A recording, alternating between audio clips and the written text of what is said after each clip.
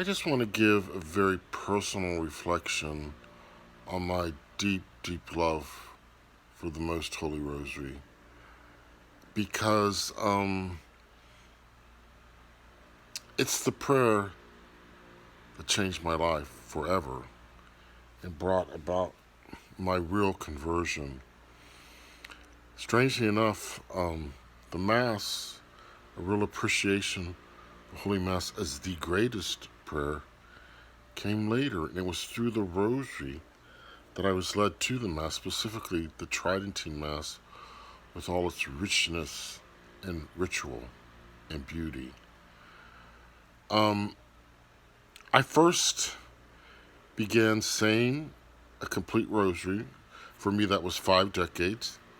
Um, was it December? Yes, December 26th, the day after Christmas, 2018. 2018. And I haven't missed a day since. Before that, I said the Rosary sporadically.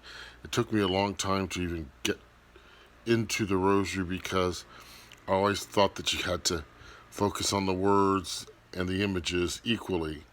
No, you don't. And it's a process. It's a process of learning and of growing deeper into the prayer. This most beautiful of prayers. This prayer most loved by Our Lady after the Mass, of course. Um, but today, it's a way of life. It's not just a prayer. It's something I go through the day with. It's a never-ending prayer, and I don't say that I say more rosaries. I don't actually.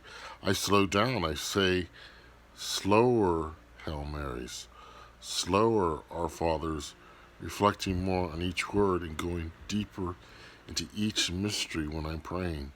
And that's the beauty of it. It draws you into it, and you start to live it. You start to live the mysteries. You start to be present in the mysteries.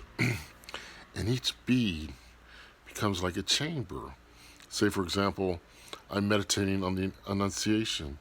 The first bead, I enter the room, I enter the house in Nazareth, and I'm there with Our Lady as the angel Gabriel appears. We become present in each mystery. That's another reason I love the scriptural rosary, and I try to include a scriptural rosary every day now because it's so rich and it just brings it all home, what it's all about.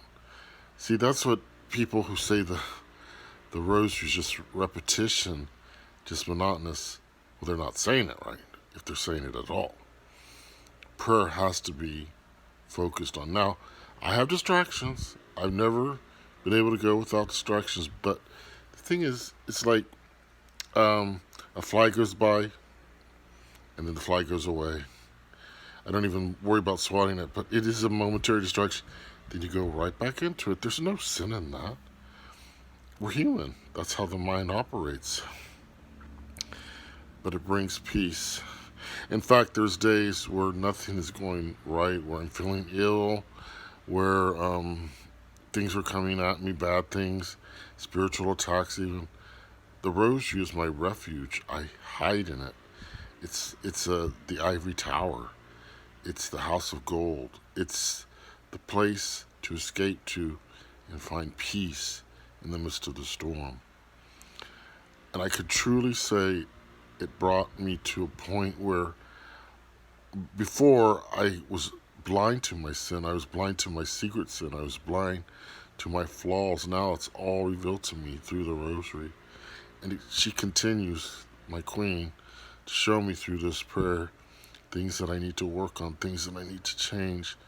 But she also shows me her beauty and the wonders of all these mysteries, infused knowledge almost, because she's always teaching us. It's a school, the rosary, and it's my home. That's what it is, my home. I don't want to be homeless. I don't want to be without a roof over my head. I don't want to be without food or whatever. Who does?